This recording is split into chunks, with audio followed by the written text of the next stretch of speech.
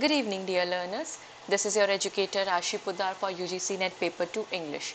And in our today's class, we are going to study about some most important literary terms and poetic devices that are used as an ornament to any as an ornament for any literary work. कि आप कैसे इन devices का इन terms का use करके अपने poetry को और अपने कोई भी अपने पोइट्री को या फिर अपने कोई भी लिटरेरी पीस को और सुंदर बना सकते हो. So without any delay, let us start our today's class. To get the PDF, you can join my Telegram channel. The link is mentioned in my description. आप वहाँ पे लिंक क्लिक करके मेरे डिस्क्रिप्शन बॉक्स से इस ठीक video के नीचे क्लिक करके आप मेरे टेलीग्राम चैनल को ज्वाइन कर सकते हो. This PDF will be uploaded there. और उसके अलावा आप मेरे चैनल को विज़िट कर सकते हो, अपने फ्रेंड्स के साथ शेयर कर सकते हो जो यूजीसी नेट के लिए प्रिपेयर कर रहे हो इंग्लिश लिटरेचर के लिए, और आपको लगता है जिनके लिए वीडियोस काफ़ी हेल्पफुल होंगे. So without any delay let us start our class. So ये जो लिटरेरी डिवाइसेस होते हैं हमारे पास, पोइटिक डिवाइसेस होते हैं, ये टू टाइप्स के होते हैं. एक होता है हमारा रेटोरिक और एक होता है हमारा प्रोसोडी. इन दोनों में डिफरेंस क्या है, सबसे पहले हमें ये समझना ज़रूरी है.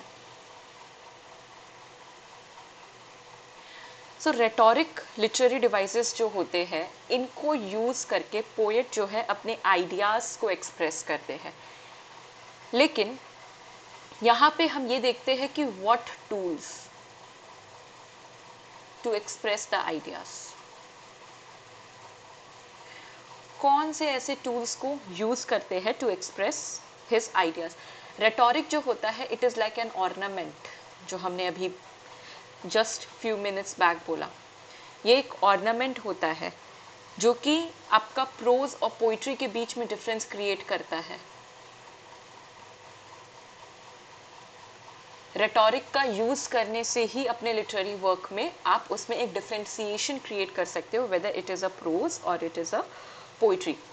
सो रेटोरिक जो है, इसमें आपके ऐसे लिटरेरी डिवाइसेस आ जाएंगे जैसे कि सिमिली, सबने सुना होगा, metaphor, so on, personification, allegory, alliteration.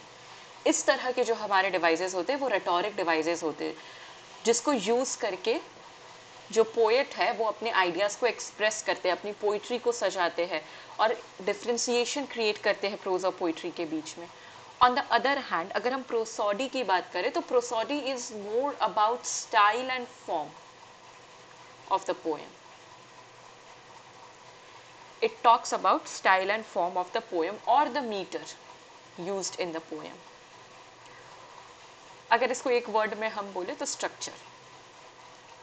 पूरे के पूरे स्ट्रक्चर के बारे में कि राइटर कौन से कितने लाइंस में लिखेगा, कौन से मीटर में लिखेगा, कितने सिलेबल्स डालेगा, वो सारे फैक्टर्स जो है हमारे प्रोसोडी के होते हैं. जैसे कि आपने वर्ड सुना होगा हेक्सामीटर, राइट, आयम्बिक पेंटामीटर,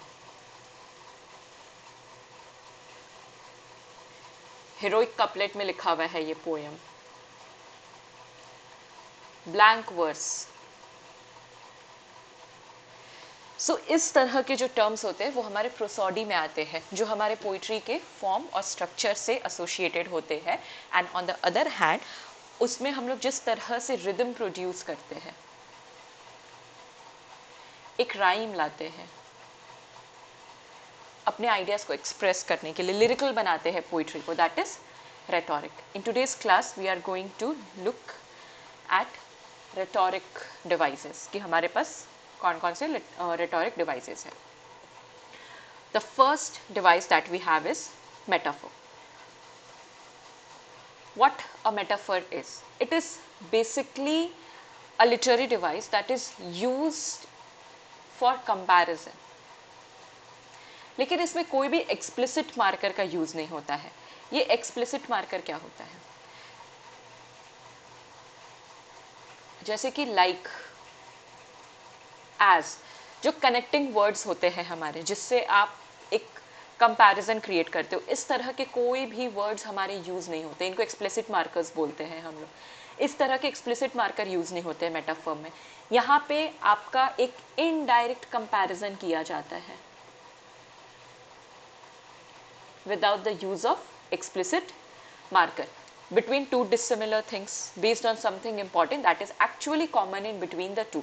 अब कंपैरिजन करना है तो उनके दोनों के हम लोग कॉमन क्वालिटीज को लेके यहाँ पे कंपैरिजन करते हैं। जैसे she is the star of our family, हम यहाँ पे शी को स्टार से कंपेयर कर रहे हैं, that she has the qualities of the star, like the star is important for the sky, she is equally important for our family।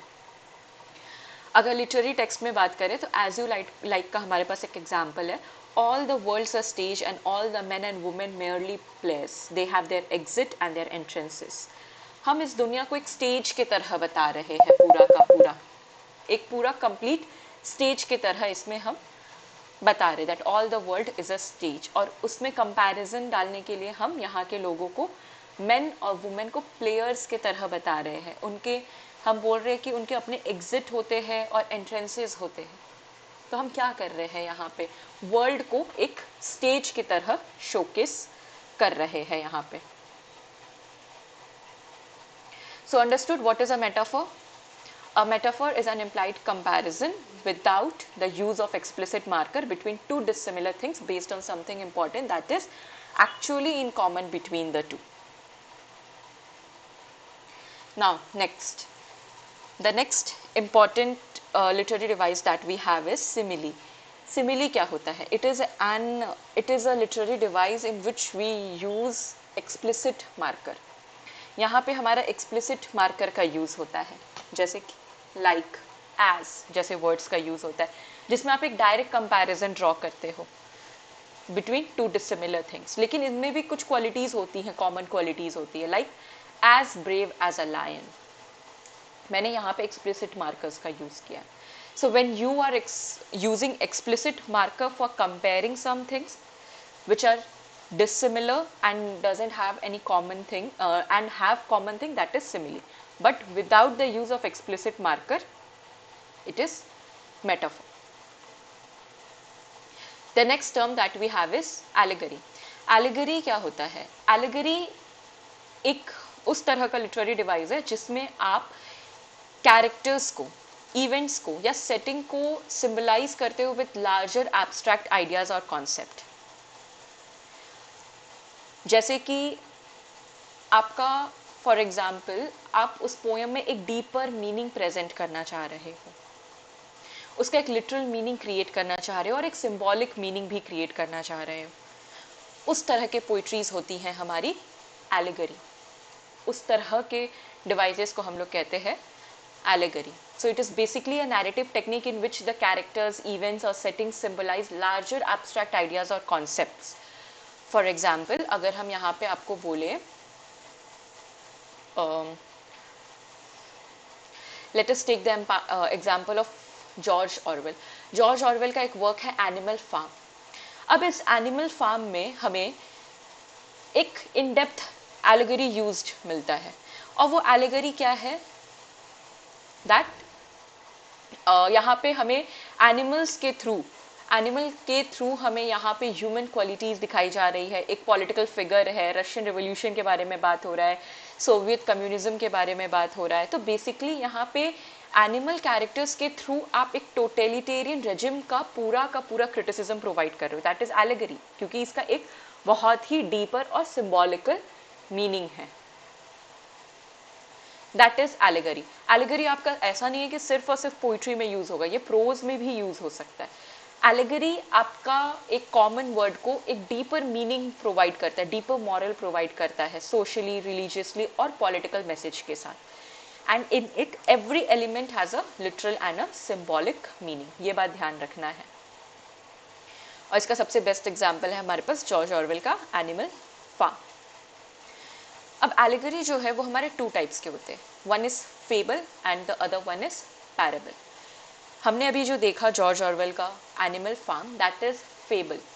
So fable is basically जिसमें हम लोग एनिमल्स, प्लांट और inanimate objects को feature करते हैं human qualities देके to convey a moral lesson, that is fable, which is a part of allegory. Like the nun priest tale of Chaucer, वो एक बीस्ट फेबल है हमारा. And on the other hand we have parable. Parable हमारा एक short story होता है जिसमें human characters ही होते हैं और वो हमें एक मॉरल और स्पिरिचुअल लेसन देंगे. For example the parable of the good Samaritan from the Bible, या फिर मॉरल कंपैशन और and kindness is taught through human characters, इसमें हमें बताया जाता है इस वर्क में. जैसे कि सो आई होप एलेगरी क्या होता है आपको क्लियर है. Now the next word that we have is anaphora. What is anaphora?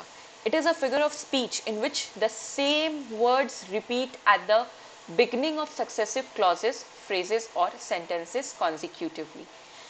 इसमें जो हमारे वर्ड है, सेम वर्ड सेंटेंस के स्टार्ट में रिपीट होगा और कॉन्जिक्यूटिवली होगा. ऐसा नहीं कि एक लाइन में, दो लाइन में. अगर वो रिपीट हो रहा है तो पूरे पैराग्राफ में होगा. फॉर एग्जाम्पल जूलियस सीजर का ये कोटेशन है, I came, I saw, I conquered. तो ये जो हमारा I वर्ड है, आप देखो ये बार बार रिपीट हो रहा है और ये बिगिनिंग में रिपीट हो रहा है. सो अगर कोई ऐसा आपको फिगर ऑफ स्पीच मिले जिसमें सेम वर्ड बिगिनिंग में रिपीट हो रहा हो, दैट इज एनाफोरा. दूसरा एग्जाम्पल है हमारे पास चार्ल्स डिकेंस का टेल ऑफ टू सिटीज से. इन जनरल आपको टेल ऑफ टू सिटीज का ये कोटेशन याद रखना जरूरी है क्योंकि इससे बहुत क्वेश्चंस बनते हैं.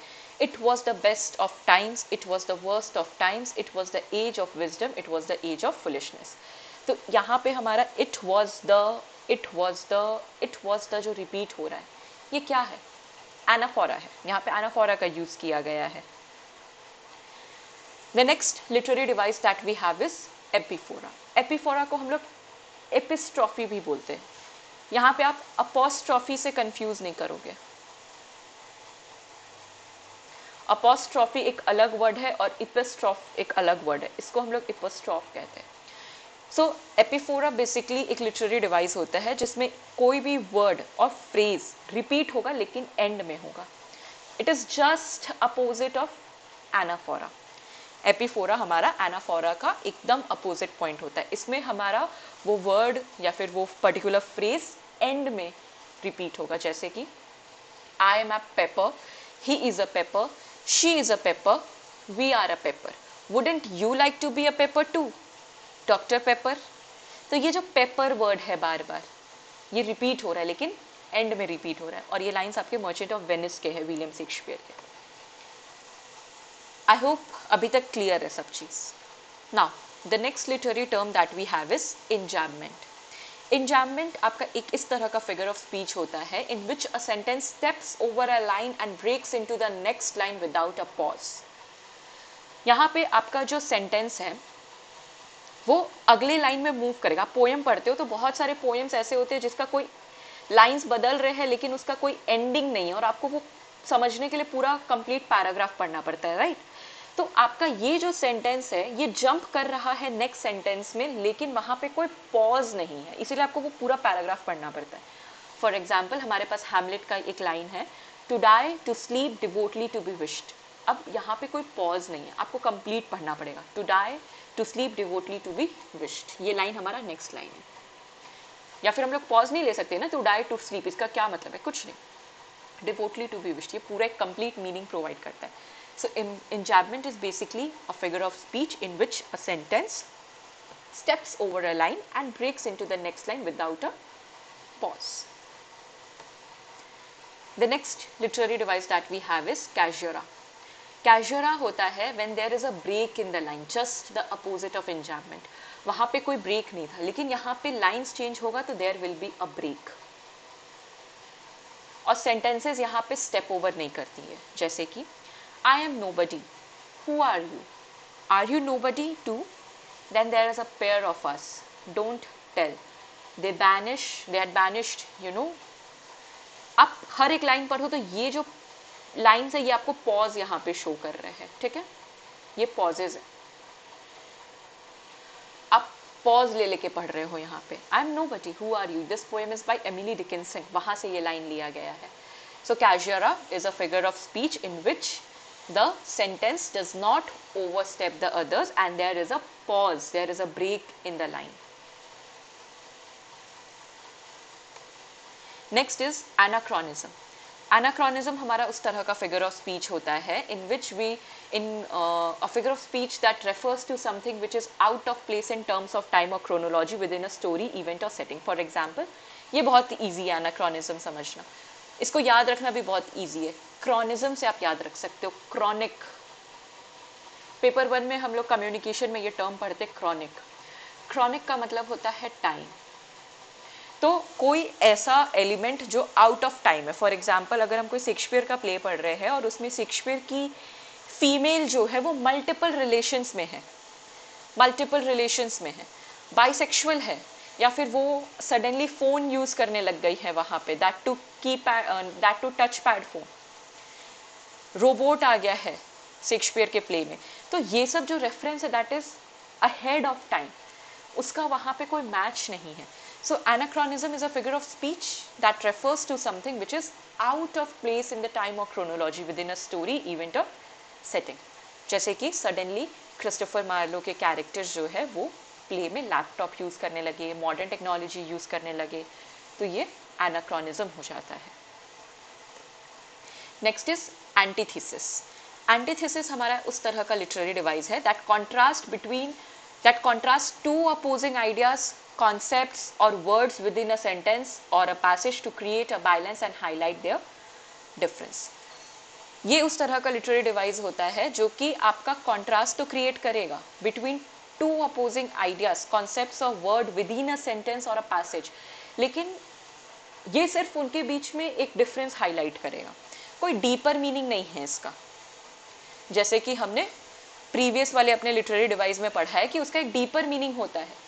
वो सिर्फ और सिर्फ आपको कंपैरिजन नहीं बता रहा है, वो एक डीपर मीनिंग भी प्रोवाइड कर रहा है. एंटीथेसिस से ठीक उसका अपोजिट है.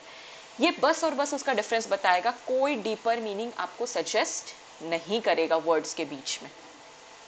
जैसे कि it was the best of the times, it was the worst of the times, same quotation है हमारा, लेकिन यहाँ पे आपका कोई डीपर मीनिंग नहीं है, सिंपल मीनिंग है. हम लोग एक टाइम ऐसे की बात कर रहे हैं कि वो बहुत अच्छा टाइम था और वही टाइम हमारे लिए थोड़ा खराब भी था. टू डिफरेंट थिंग्स है, बेस्ट और वर्स्ट के बीच का डिफरेंस बताया जा रहा है हमें, लेकिन कोई डीपर मीनिंग सजेस्ट नहीं है यहाँ पे हमें. That is antithesis. The next that we have is apostrophe. Apostrophe एक उस तरह का लिटरेरी डिवाइस होता है जहाँ पे स्पीकर और राइटर जो है डायरेक्टली एड्रेस करता है एक एब्सेंट पर्सन को, या एक एब्स्ट्रैक्ट आइडिया को, या कोई भी इनएनिमेट ऑब्जेक्ट को जिसके अंदर नॉन ह्यूमन या फिर नॉन ह्यूमन एंटिटी को एड्रेस करता है, as if that person is और that thing is capable of responding. सबसे बेस्ट एग्जाम्पल है इसका हमारे पास जॉन डन के पोएम्स में, जैसे कि डेथ बी नॉट प्राउड, जिसमें पोएट जो है हमारे वो डेथ से ऐसे बात कर रहे हैं जैसे डेथ एक स्पीकर है, पर्सन है, और डेथ उनकी बातों को समझ पा रहा है. And in the same way the sun rising में, अपने ही पोएम में, वो सन से ऐसे बात कर रहे हैं जैसे कि सन एक ह्यूमन है, उनकी बातों को सन समझ पा रहा है. He is talking like that. तो आप बेसिकली इसमें क्या कर रहे हो, आप किसी चीज को डायरेक्टली एड्रेस कर रहे हो, लाइक अ पर्सन.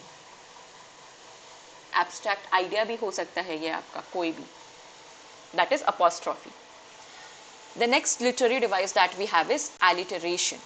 Alliteration का मतलब होता है the repetition of consonant sounds at the beginning of the phrase or line. यहाँ पे आपको ध्यान रखना है कि यहाँ पे consonant sound की बात हो रही है.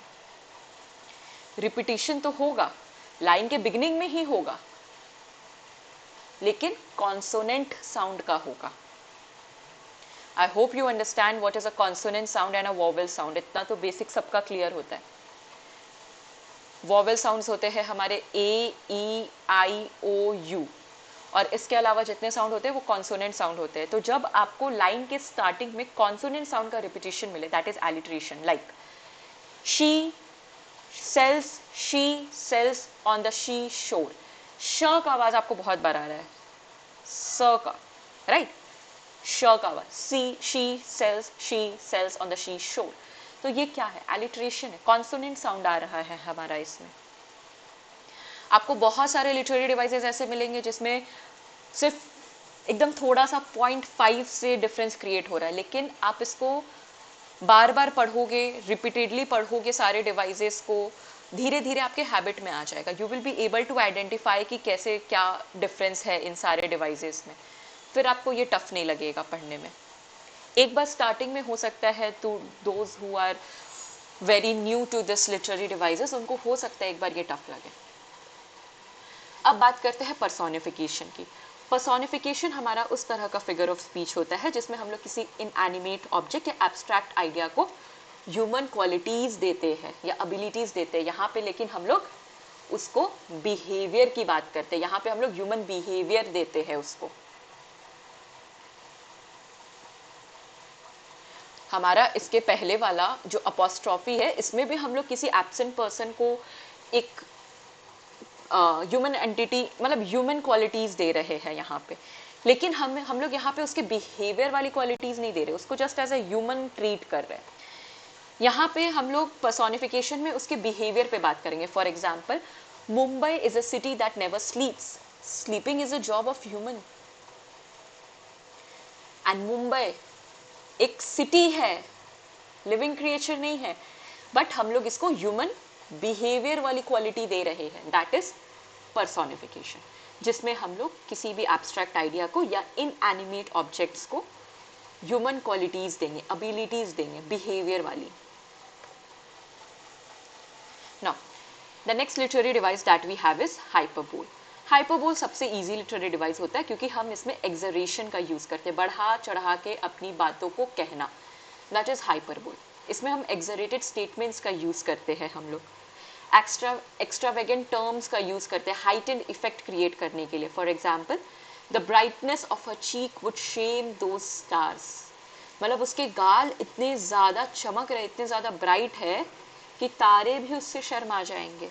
Look at the comparison. कितनी बड़ी बड़ी बात है. Excreted form, that is hyperbole.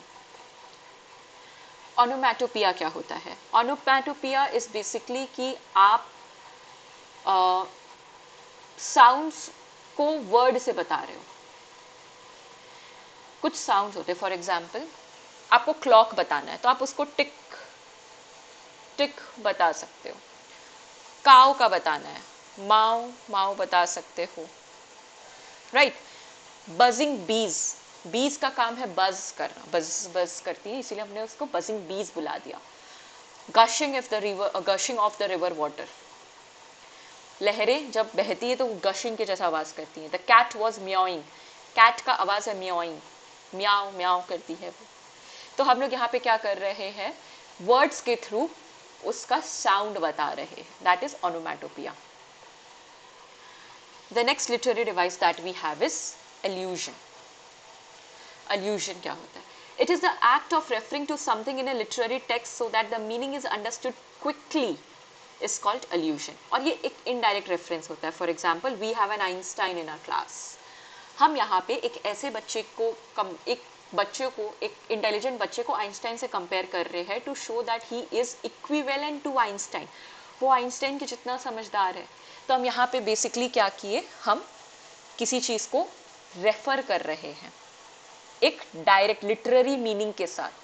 आपको ये यहाँ पे ध्यान रखना है कि अल्यूजन में उसका लिटरेरी मीनिंग होना चाहिए. जैसे आइंस्टाइन का लिटरेरी मीनिंग है हमारा, तो उसका एक लिटरेरी मीनिंग होना चाहिए. तो यहाँ पे लिटरेरी मीनिंग के थ्रू हम लोग किसी चीज को रेफर करते हैं ताकि उसका मीनिंग हम लोग तुरंत समझ जाए. Okay, that is allusion. Now, the next literary device that we have is paradox. Paradox is a phrase, a statement, or even a whole paragraph. ये एक phrase भी हो सकता है, पूरा का पूरा एक statement भी हो सकता है, या पूरा का पूरा paragraph में भी हो सकता है. That seems to contradict itself, जिसमें आपको दिखेगा कि वो paragraph खुद में ही बहुत self contradictory है. जैसे कि हमारा animal farm का again एक example है. All animals are equal, but some animals are more equal than others. ये खुद एक कॉन्ट्राडिक्टरी क्रिएट कर रहा है कि वैसे तो सारे एनिमल्स इक्वल होते हैं, लेकिन अगर हायरार्की लेवल में इन जनरल की बात करें तो कुछ एनिमल्स होते हैं जो कि दूसरों से कुछ ज्यादा इक्वल होते हैं. For example, cat plus dog में कैट और कैट में ज्यादा सिमिलैरिटी है इन कंपैरिजन टू डॉग. वैसे तो कैट और डॉग एक ही है, एनिमल ही है, लेकिन कैट और कैट में आपको ज्यादा इक्वल ज्यादा सिमिलैरिटी देखने को मिलेगा. So paradox is basically self-contradictory statements. That is paradox. हमारे पास एक टेक्स्ट है the way of the world, जिसमें कॉमेडी ऑफ मैनर का यूज किया गया है एज अ जॉनर, और कॉमेडी ऑफ मैनर जॉनर का एक कैरेक्टरिस्टिक है दैट उसमें कोई भी फीमेल कैरेक्टर्स होंगी वो बहुत ही सेल्फ कॉन्ट्राडिक्टरी पैराडॉक्सिकल कैरेक्टर्स होती हैं. यानी कि she loves her virtue but she also wants the attention. क्या है ये? Paradoxical statement. वर्च्यू भी आपको अपना प्रोटेक्ट करना है बट आपको अटेंशन भी चाहिए. That is paradox, self contradictory. The next that we have is oxymoron. Oxymoron होता है जब when two antithetical or contradictory words or ideas are placed next to each other. Paradox का मतलब समझेंगे कि ये आपको पूरे पैराग्राफ में भी दिख सकता है और ये आपस में कॉन्ट्राडिक्टरी, इसमें आइडियाज आपके कॉन्ट्राडिक्ट करेंगे. यहां पे आप कॉन्ट्राडिक्टरी वर्ड्स को साइड बाय साइड प्लेस करते हो next to each other. Paradox में ऐसा कुछ नहीं है, नेक्स्ट टू ईच अदर नहीं है, वो पूरे स्टेटमेंट से आपको पता चल रहा है. लेकिन ऑक्सीमोरॉन में नेक्स्ट टू ईच अदर करेंगे, दैट इज ऑक्सीमोरॉन. पहले आपको ऑक्सीमोरॉन देख के थोड़ा अब्सर्ड फीलिंग आएगी कि ये क्या है, लेकिन जब आप उसका जुक्सटापोजिशन समझ जाओगे कि टू कॉन्ट्रास्टिंग वर्ड्स क्या है और कैसे उसका सेंस ऑफ आयरनी वहां से क्रिएट हो रहा है, आप समझ जाओगे कि उसमें ऑक्सीमोरॉन यूज हुआ है. जैसे कि एग्जाम्पल में है हमारे पास रोमियो एंड जूलियट का line, this is seriously funny और ओ लविंग हेट. मतलब कोई चीज सीरियसली और फनी कैसे हो सकता है? देखिए यहाँ पे two contradictory words side by side placed है. या फिर कोई चीज at the same time loving और हेट कैसे हो सकता है? लव और हेट दो अपोजिट वर्ड्स है हमारे, लेकिन इसको साइड बाय साइड प्लेस करके एक मीनिंग जनरेट किया गया है और इनके बीच में कॉन्ट्राडिक्शन क्रिएट किया गया है. That is oxymoron. और पैराडॉक्स बिल्कुल ऐसा नहीं था. Now the next that we have is pun. Pun क्या होता है? Pun is simply a play on words. अब आपको लिटरेरी डिवाइसेस, पहले हम यहाँ पे एक बार पॉज लेना चाहेंगे और आपको ये बता देते हैं कि लिटरेरी डिवाइसेस आपको अपने एग्जाम के लिए कैसे प्रिपेयर करने. लिटरेरी डिवाइसेस आपको अपने एग्जाम के लिए प्रिपेयर करने के लिए बेसिकली क्या करना है कि आप सारे का डेफिनेशन याद रखोगे, क्योंकि डेफिनेशन बेस्ड क्वेश्चन आता है यहाँ से. अपार्ट फ्रॉम दैट हो सकता है कि आपको कोई कोटेशन दे दिया जाए और आपको आइडेंटिफाई करने बोला जाए कि इसमें कौन सा लिटरेरी डिवाइस यूज हुआ है. तो आप हमेशा कोई भी लिटरेरी डिवाइस रिवाइज करोगे, पढ़ोगे, एग्जाम्पल्स के साथ पढ़ोगे. कोई पोएम भी पढ़ रहे हो तो keep it in your habit कि आप उस पोएम में आइडेंटिफाई कर पाओ कि कौन से लिटरेरी डिवाइसेस यूज हो रहे हैं. So pun is basically a play on words. It can work as either different senses of the same word or the similar sense of sound of different word. या तो आप इसमें same word से अलग अलग प्ले क्रिएट कर रहे हो, मतलब कि वर्ड्स में एक प्ले क्रिएट कर रहे हो, या सिमिलर साउंडिंग वर्ड से क्रिएट कर रहे हो. For example, this is some extra content. My blood group is B positive. तो ये बी पॉजिटिव का मतलब तो ये भी होता है that you should be positive in your life, और आपका ब्लड ग्रुप भी पता चल रहा है दैट इज बी पॉजिटिव. तो आप एक ही वर्ड के साथ प्ले कर रहे हो यहाँ पे. या फिर I have been to the dentist so many times now that I know the drill. आपको पूरा प्रोसेस पता है कि क्या करना है, या फिर आपको ये चीज पता है कि वो लोग एग्जैक्टली क्या करते हैं, उनका इंटेंशन पता है. तो आप एक वर्ड से यहाँ पे दो नेचर शो कर रहे हो. That is pun, a play on words. The next literary device that we have is tautology. Tautology का मतलब होता है to say something twice over और the repetition of the same idea using different words of phrases. जैसे कि it is ditto, same. अब ditto का भी मतलब सेम होता है और सेम का भी मतलब सेम होता है, लेकिन आपने क्या किया, एक ही चीज को दो बार बोला है. Pardon, can you say that again. आप पार्डन भी बोल दोगे तो सामने वाला समझ जाएगा that you are asking to repeat, but यहाँ पे दोबारा बोला जा रहा है, can you say that again. तो टॉटोलॉजी में बेसिकली आप एक ही वर्ड को दो बार दोहराते हो रिपीटिशन में, सेम आइडिया रिप्रेजेंट करने के लिए. That is tautology. Next is merism. Merism is a figure of speech in which a combination of two contrasting parts of the whole refer to the whole. हम लोग साइनोडॉक देखेंगे क्या होता है, लेकिन ये साइनोडॉक से पहले मेरिज्म समझ। जैसे कि बेसिकली यहाँ पे क्या होता है कि आप कुछ ऐसे कॉन्ट्रास्टिंग वर्ड्स का यूज़ करते हो, कॉन्ट्रास्टिंग पार्ट्स का यूज़ करते हो विच इज़ ऑलरेडी होल, लेकिन वो एक होल को रिप्रेजेंट करता है। Like flesh and bone, flesh and bone हम बोलेंगे तो आपको समझ में आ जाएगा that I am talking about a body, क्योंकि ये ऑलरेडी पूरा ह्यूमन बॉडी फ्लैश और बोन से बना हुआ है, तो it is already a part of whole which represents the whole. तो flesh and bone is use to refer to body, and left, right and center suggesting the whole of something. Understood? Now the next one is ellipsis. Ellipsis is like when you use punctuation to refer to an omitted word or suggest that some words originally filled the given space.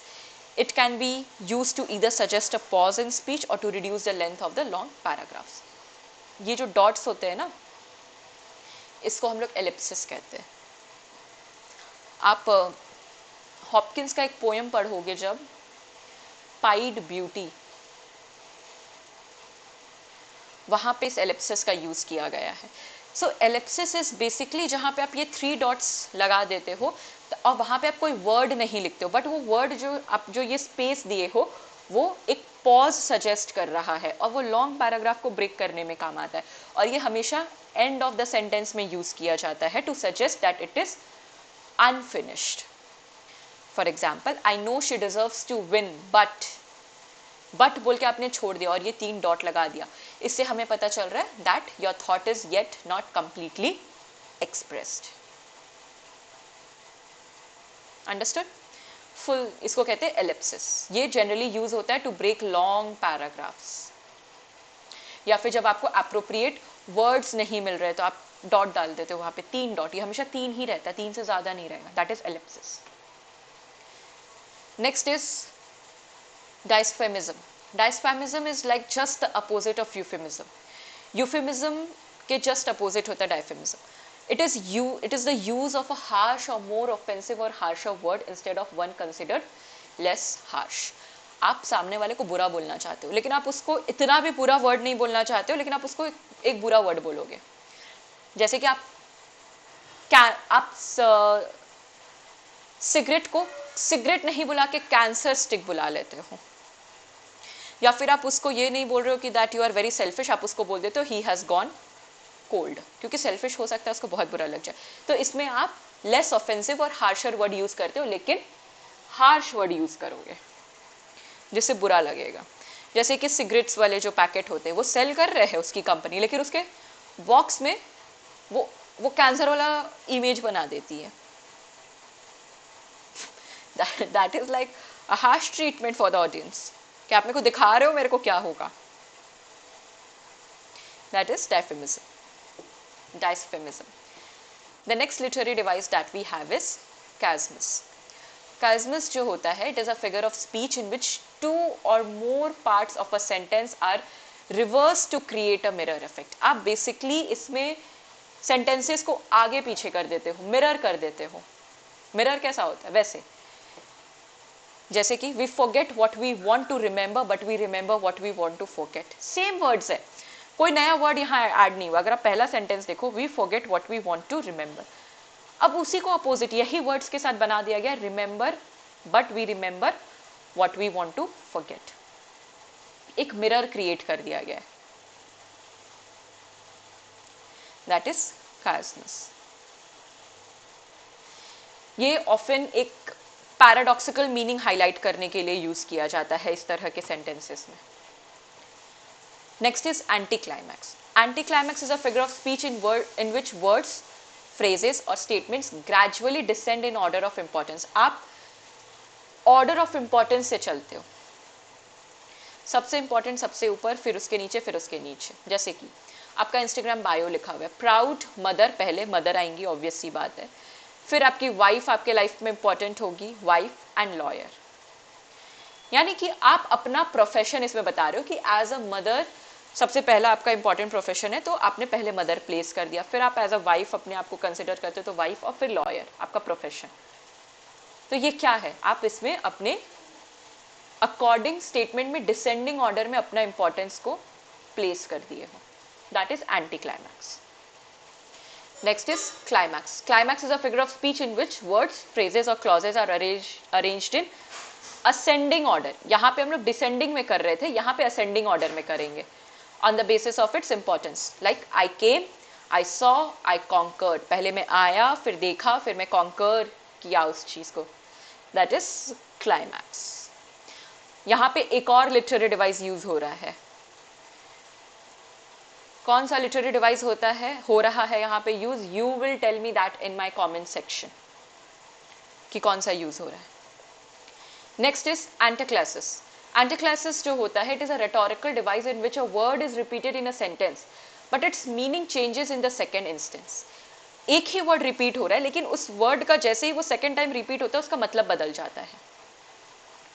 ये पन का ही एक type होता है. जैसे कि The judge doesn't judge any criminals. यहाँ पे हम जज इस प्रोफेशन की बात कर रहे हैं और यहाँ पे जज का जजमेंट की बात कर रहे हैं, तो वो जब सेकेंड टाइम यूज हुआ उसका मतलब बदल गया. That is एंटीक्लासिस.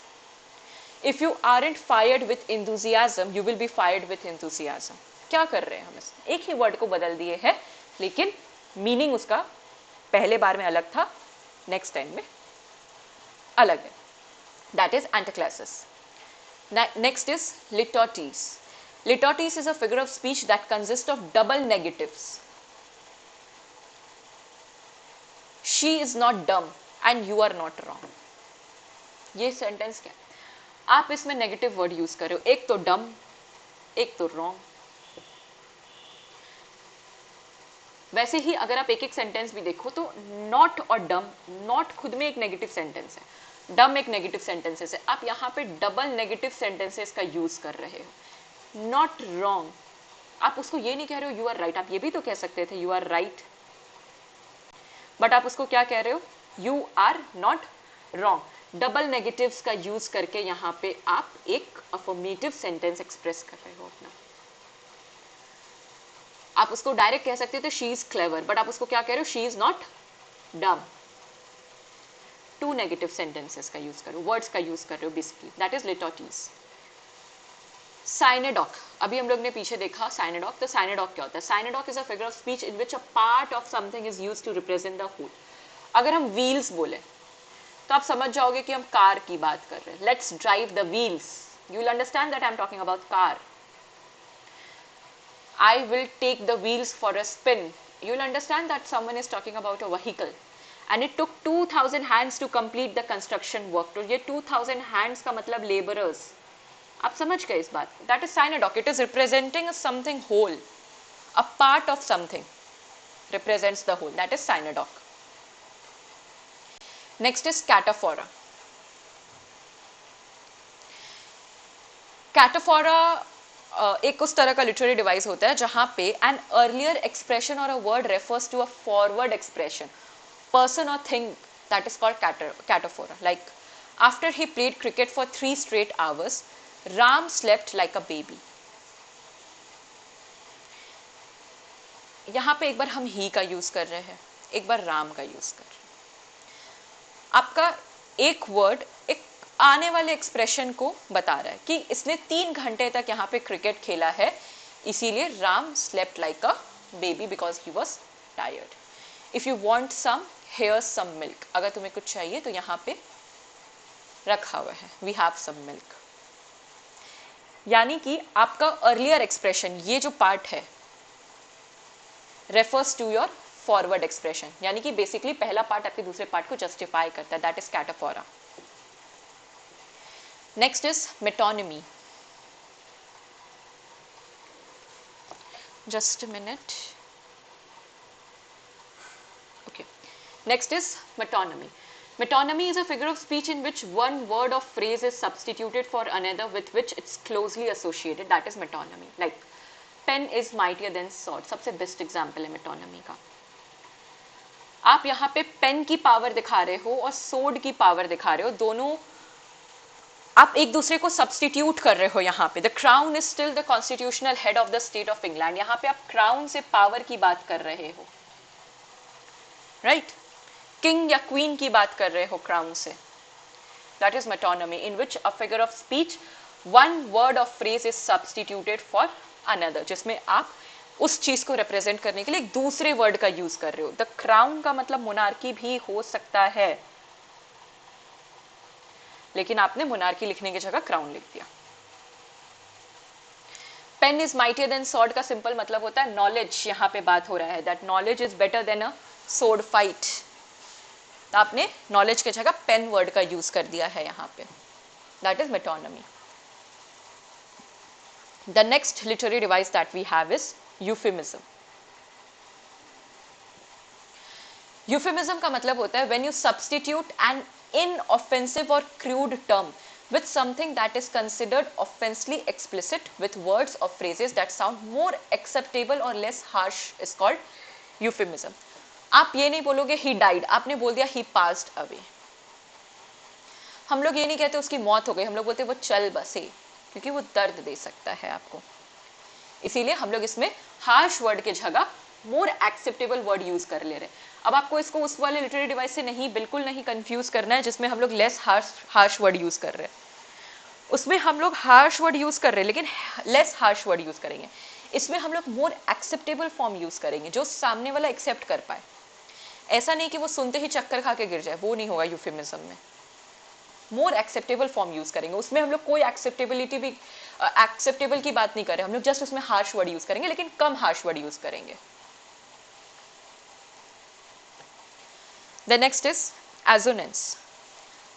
This will be the last word for our today's class, and in my next session, that will be day after tomorrow most probably, उस सेशन में आपको इसका पार्ट 2 मिलेगा. When I'll upload it, आप मेरा group join कर लो Telegram में, you will get notified about that कि सेकेंड वीडियो इसका कब आया है. So that ऐसा नहीं हो कि आपने फर्स्ट वीडियो देख लिया पर आप सेकेंड वीडियो देखे ही नहीं और आपका नॉलेज ही आधा रह गया है. And the only sole reason for me कि हम एक वीडियो में सारे लिटरेरी डिवाइसेस के बारे में नहीं बात करना चाह रहे. I have 44 literary devices in this particular PPT. हम नहीं बात करना चाह रहे because it will be a lot for you to take. I want you कि आप एक बार इतना कवर करो, फिर घर जाके एक बार रिवाइज करो. घर पे हो, एक बार वीडियो को देखने के बाद वापस से रीवॉच करके उसको रिवाइज करो, नोट्स बनाओ कहीं पे और एग्जाम्पल्स ढूंढो अपने से, ताकि आपको एक बेटर अंडरस्टैंडिंग क्रिएट हो इन सब का. एक बार में अगर हम आपको 44 लिटरेरी डिवाइसेस बता देंगे तो फिर आप उसको तुरंत कवर अप करने के चक्कर में वो जो कोर नॉलेज आपका डेवलप होना चाहिए आप वो छोड़ दोगे, which is not good, which is literally not good. We can take it slow. Sometimes taking slow is a good option. There is no rush. क्योंकि रश करेंगे तो फिर आप वहां पे अटेम्प्ट्स दे दे के बार बार अपना टाइम वेस्ट करोगे. सो इट्स बेटर कि आप यहीं पे अपना कर लो. So what is assonance? Assonance is the repetition of internal vowels. यहाँ पे वॉवेल साउंड का रिपीटिशन होता है in stressed syllable, that is assonance. ये ध्यान रखना, यहाँ पे वॉवेल साउंड का रिपीटिशन होगा. ये एक राइम से आपका बहुत डिफरेंट है. राइम क्या होता है? Rhyme is the repetition of ending sound of words like twinkle twinkle little star, how I wonder what you are. तो स्टार और आर ये राइम क्रिएट कर रहा है. लेकिन एजोनेंस में क्या होगा? वॉवेल साउंड्स रिपीट करेंगे खाली, like Peter, Piper, picked a peck of pickled peppers. Like हमने देखा था she shell she shores in the sea वाला जो लाइन था, she shell she sells in the she shore. श का साउंड आ रहा है कॉन्सोनेंस का, यहां पे हमारा वॉवेल साउंड आएगा. Peter Piper picked a peck of pickled paper, vowel sound है यहाँ पे. ई आई का साउंड है, ए ई आई ओ यू में ई और आई का साउंड बहुत आ रहा है हमें यहाँ पे. दैट इज एजोनेंस, जिसमें आपको बार बार वॉवेल साउंड्स आए. That is assonance. So I hope कि आपको यहाँ तक क्लियर है सारे टॉपिक्स. आप इसको खुद से और एग्जाम्पल्स फाइंड करो, 2 बार 3 बार इस लेक्चर को सुनो, आपको क्लियर हो जाएगा. आप खुद से एग्जाम्पल्स फिट इन करने का ट्राई करो इस डेफिनेशन में. इसका हो सकता है आपको एक और सिंपलर डेफिनेशन कहीं मिल जाए. सिंपलर डेफिनेशन पढ़ना चाहते हो तो सिंपलर डेफिनेशन पढ़ो. बट ये चीज़ एक बार कोर आप डेवलप कर लोगे लिटरेरी डिवाइसेस का, लाइफ टाइम आपको काम आएगा, लाइफ टाइम. अगर अभी आप यूजी में हो और अगर आप अभी प्रिपेयर नहीं कर रहे हो अपने नेट के लिए, तब भी आपको ये काम आएगा। अगर आप पीजी में हो तब भी काम आएगा, नेट के लिए प्रिपेयर कर रहे हो तब भी काम आएगा, कहीं पे एज एन असिस्टेंट प्रोफेसर पढ़ा रहे हो तब भी इसका नॉलेज काम आएगा। It is something that you will literally take it with you in your grave. So it is important, ये सारे पॉइंट्स आपको ध्यान रखने हैं। Now I would like to end the class. Have a lovely day, learners, and to watch part 2 you can join my telegram channel, जहाँ पे हम आपको अपडेट कर देंगे कि नेक्स्ट वीडियो अपलोड हो रहा है, because of which you will never be able to miss any important session. या फिर आप मेरे चैनल को भी सब्सक्राइब कर सकते हो, बेल आइकन प्रेस कर सकते हो, ताकि जब हम न्यू वीडियोस अपलोड करें तो आपको पता चल जाए कि okay the video is here. Now enough of talking. I would like to end the session. Have a lovely day, learners.